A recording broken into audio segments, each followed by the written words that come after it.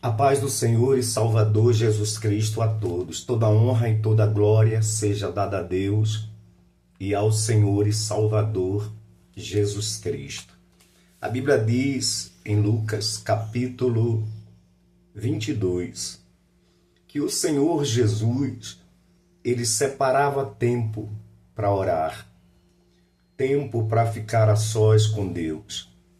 A multidão, muita coisa que ele fazia, muitos sinais, prodígios que ele realizava, não o impediam de ele se afastar daquela multidão e buscar a face do Deus Todo-Poderoso. Ele sabia que, como homem, porque ele estava aqui como homem, a Bíblia diz em Filipenses capítulo 2, versículo 8, versículo 6, capítulo 2 de Filipenses, capítulo 6, diz assim, que sendo em forma de Deus, não teve por usurpação ser igual a Deus, mas aniquilou-se a si mesmo, tomando a forma de servo, fazendo-se semelhante aos homens. Então ele tomou a forma de servo. Que a Bíblia diz isso, que sendo Deus, ele não teve por usurpação o ser igual a Deus, mas tomou a forma de servo. Então ele tinha a consciência da sua dependência de Deus, que ele não dependia dos milagres, dos sinais, prodígios e maravilhas que ele realizava, mas ele dependia do Pai, e ele buscava a face do Pai, direção do Pai. Muitas vezes nós vamos ver na Bíblia ele passando a noite em oração. Separava-se, saía do meio da multidão, não deixava que a atividade, roubasse esse tempo de comunhão com o Deus Todo-Poderoso, com o Pai Celestial. Então ele estava sempre buscando a face do Pai. Ele não deixava que as coisas tirassem ele daquele propósito. Ele não se engrandecia, ele não se achava muito ocupado para não ter tempo de orar, de buscar a face do Pai. Ele sabia muito bem dividir as coisas. E é isso que nós precisamos aprender com o nosso Senhor e com o nosso Salvador, Jesus Cristo. É isso que nós precisamos aprender. Olha o que diz em Lucas, antes dele ser crucificado, capítulo 22, versículo 39, diz assim: e saindo foi como costumava. Ou seja, a Bíblia é bem clara em declarar, em dizer que o Senhor costumava orar. Era de costume ele orar. E saindo foi como costumava para o Monte das Oliveiras. Então, ele costumava sair para orar aonde? No Monte das Oliveiras. Separava-se da multidão. E muitas vezes separava-se dos 12 discípulos, saía fora e iria buscar ao Pai, a face do Deus Todo-Poderoso, a face do Senhor, porque ele sabia que ele dependia de Deus. Então a Bíblia diz que ele tinha o costume de orar. E é isso que nós devemos ter também, ter o costume de orar. O nosso maior exemplo é ele. O maior exemplo de um homem, porque ele estava como homem, que orava, é o nosso Senhor e Salvador Jesus Cristo. Lógico que muitos de nós não vamos passar uma noite inteira orando. Muitos de nós não vamos passar 5, 6 horas. Tem gente que passa 4 horas orando, 2 horas. Mas muitos de nós não vamos passar esse tempo todo orando. Tem gente que é levantado por Deus para ser o intercessor e ora 2 horas de joelhos, 3 horas de joelhos. Tem gente que passa a madrugada orando. Tem pessoas assim que Deus capacita para isso, para ser um intercessor e uma intercessora, que o Senhor capacita e que o Espírito do Senhor dá graça para isso, para essa pessoa. Mas nós devemos ter o costume de orar.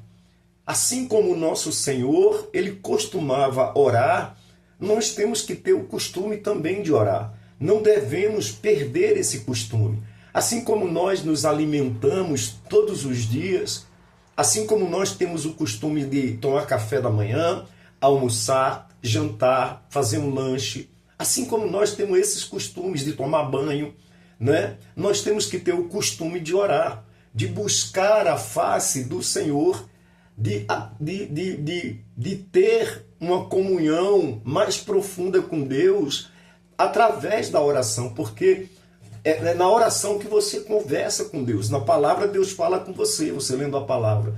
E orando, você está conversando com Deus. E você está recebendo ali também um fortalecimento de Deus, uma renovação espiritual.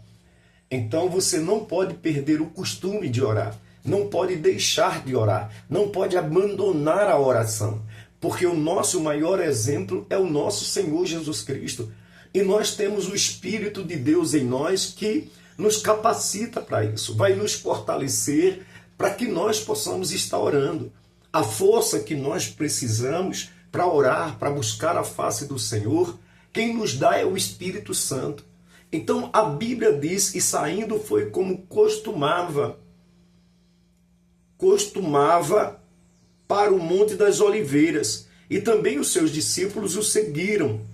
E quando chegou àquele lugar, disse-lhe: orai, orai, para que não entreis em tentação. E apartou-se deles cerca de 1 tiro de pedra, e pondo-se de joelhos, orava. Pondo-se de joelhos, orava. Por quê? Porque quando a gente se põe de joelho, a gente reconhece que soberano é Deus. Que o Senhor Deus, o nosso Pai, ele é todo poderoso.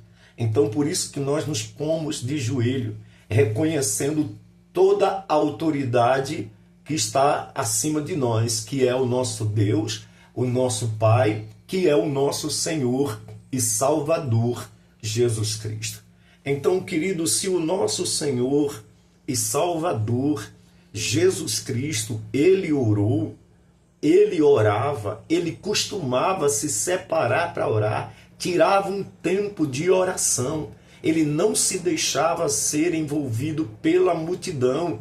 A multidão não conseguia roubar esse tempo. Os muitos milagres, sinais, prodígios e maravilhas que ele realizava, direcionado pelo Espírito Santo, não permitia a ele não deixava que isso roubasse esse tempo de comunhão com o Pai, de oração com o Pai. Pastores, evangelistas, apóstolos, bispos, presbíteros, missionários, missionárias, cantores, tocadores, irmãos e irmãs em Cristo, não permita que os muitos afazeres roube esse tempo de comunhão com o Pai. Esse tempo de comunhão que você precisa ter com Deus, de buscar a face do Senhor, de separar-se para orar, para clamar a Deus, para falar com Deus. E Deus, no secreto, também falar com você. Ministrar a você, porque é na oração que nós somos ministrados.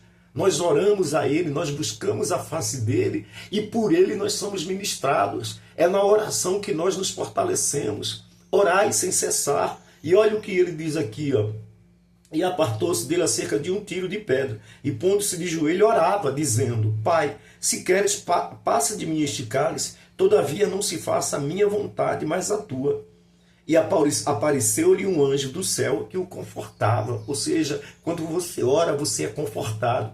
Deus também te conforta. Principalmente aquela oração intensa, aquela oração que você está ali angustiado, entristecido, está passando por uma luta, uma provação. Deus, ele vai te confortar naquele momento. E quando você se levanta fortalecido.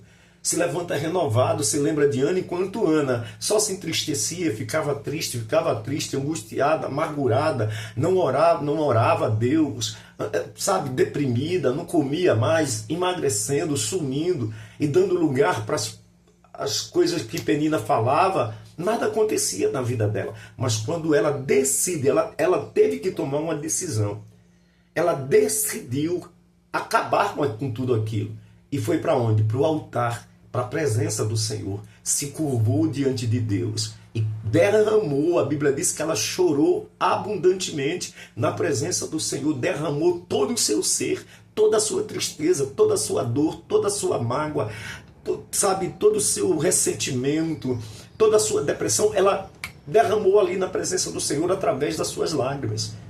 A Bíblia diz que o profeta Eli não ouvia ela falar, mas a boca dela abria e fechava, porque ela estava orando no seu secreto, era algo dela com Deus, e ela precisava daquela oração.